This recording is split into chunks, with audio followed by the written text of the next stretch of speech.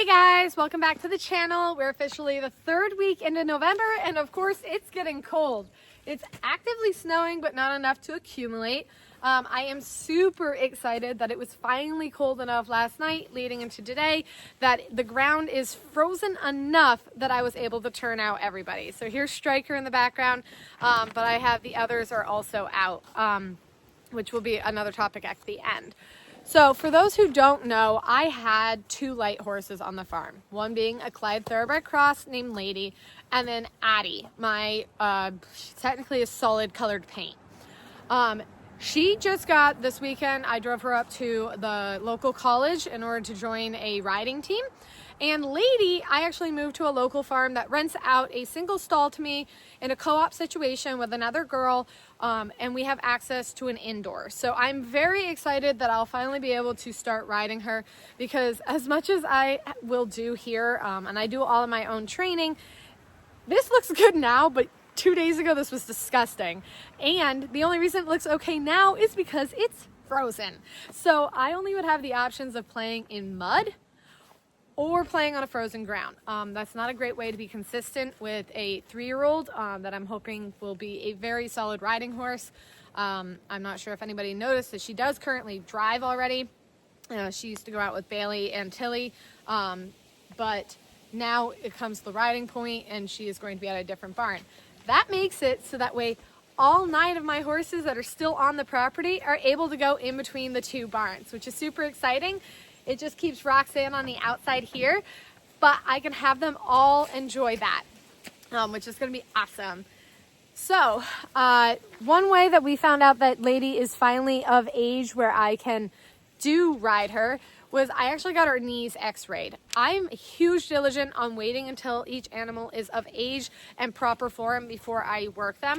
It's one of those reasons I didn't actually push the hitch as much as I could have, because they're a bunch of 3-year-olds, and it was already kind of a lot for them to take on. So we will be continuing, mostly doing chores here, training there, and this is going to be a huge thing. Ellie here rubbed her tail off. Couldn't figure out for a while why she was doing such, but now I'm catching on that this is now the 3rd week she's been in heat or showing signs to Striker now since I was in Texas. That means that she has an active infection going on, and one of the things I will show you guys is that I will be flushing her out and getting rid of the infection that's obviously in her uterus.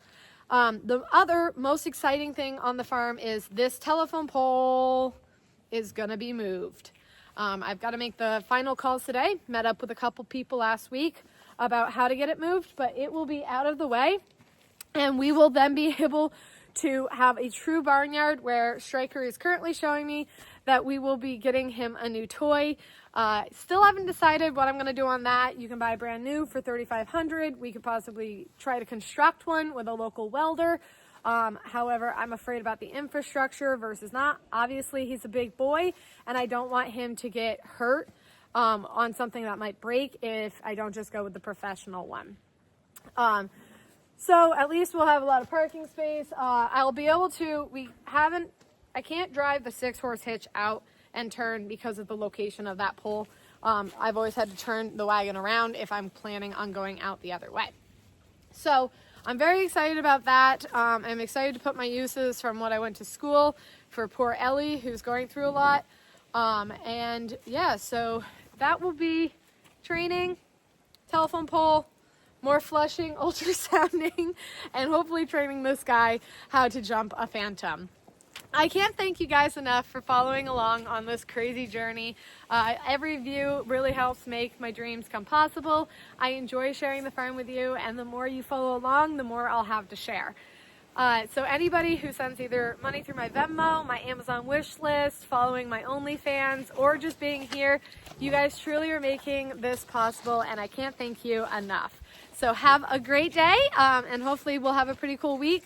I'll be able to talk a little bit during my lives about what's getting done, and we'll get some things ordered and paid for. So thank you so much. Have a great day, and I'll talk to you guys Monday.